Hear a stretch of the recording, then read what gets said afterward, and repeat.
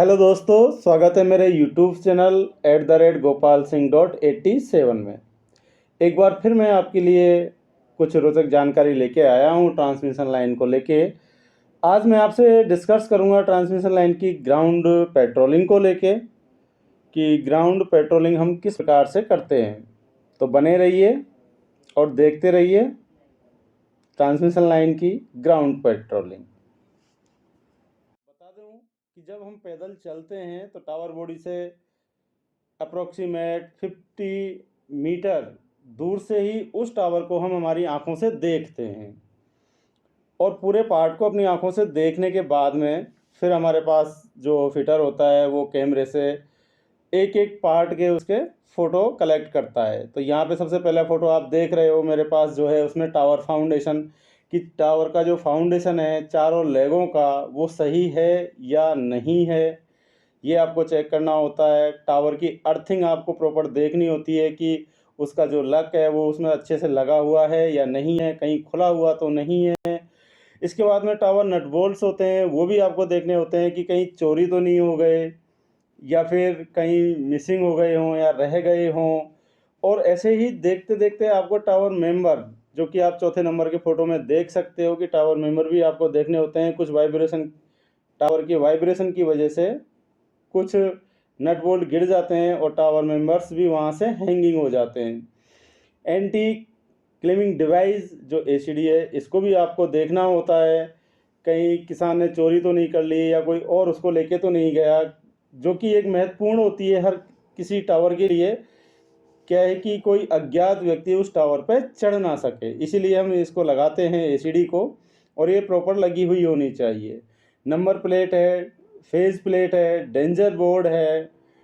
तो ये आप जो देख सकते हो मेरे पास में जो 6 नंबर का फ़ोटो है इसके अंदर नंबर प्लेट भी है, सर्किट भी है, इस पे लिखा हुआ भी रहता है हमारा कि भाई ये कौन सा सर्किट है।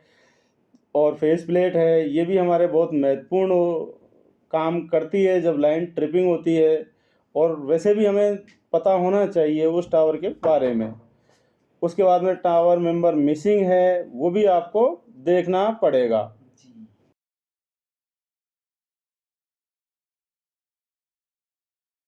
फिर बात आती है टेक वेल्डिंग की। तो टेक वेल्डिंग आपको पता है, यदि आप लाइन में काम कर रहे हो तो बॉटम क्रॉस आर्म तक सभी नट बोल्टों पे वेल्डिंग की हुई होती है। वो इसलिए करते हैं ताकि कोई नट बोल्ट को कोई खोल ना सके। दूसरी बात है दूसरे वाले फ़ोटो में आप देख रहे हो, ये है हमारी आर्मरिंग। इसको भी चेक किया जाता है, क्लैंप अच्छे से लगा हुआ है या नहीं है। इसमें भी क्वार्टर पिन्स होती हैं, उनको भी देखा जाता है। जंपर स्पेसर होता है, उसको भी देखा जाता है। कंडक्टर स्पेसर अलग होते हैं तो कंडक्टर स्पेसरों को भी देखा जाता है। सबको चेक किया जाता है बारीकी से। फिर आप तीसरे नंबर के फ़ोटो में देख सकते हो कि एक वाइब्रेशन डैम्पर आपको दिखाया गया है।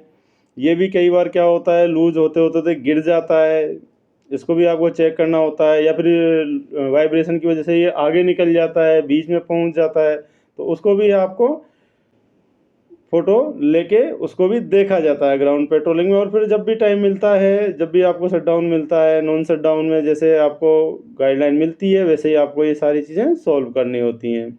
ऐसे ही हमारा ये है अर्थ वायर प्रॉपर कनेक्ट है या नहीं है, ये भी कई बार ओपन हो जाता है, तो इसका भी ध्यान रखा जाता है ग्राउंड पेट्रोलिंग में। बर्ड गार्ड है, बर्ड गार्ड कहीं बेंड तो नहीं हो गया है, कई बार बेंड हो जाता है। तो इन सब चीज़ों का हम ध्यान रखते हैं हमारी ग्राउंड पेट्रोलिंग में। बेंड तो नहीं है, कोई योक प्लेट का नट बोल्ट मिसिंग है, इन सब चीज़ों का ध्यान रखा जाता है एक एक बारीकी का।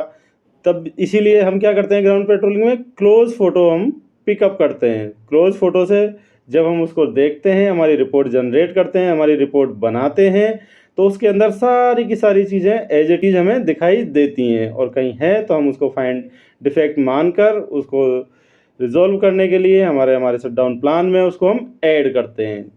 नॉन शटडाउन है तो उसको नॉन शटडाउन कैटेगरी में रखते हैं, कोई शटडाउन डिफेक्ट है तो उसको हम शटडाउन कैटेगरी में अलग डाल देते हैं। तो ऐसे ही वीडियो देखने के लिए आप मेरे चैनल को लाइक एंड सब्सक्राइब करें। Thank you.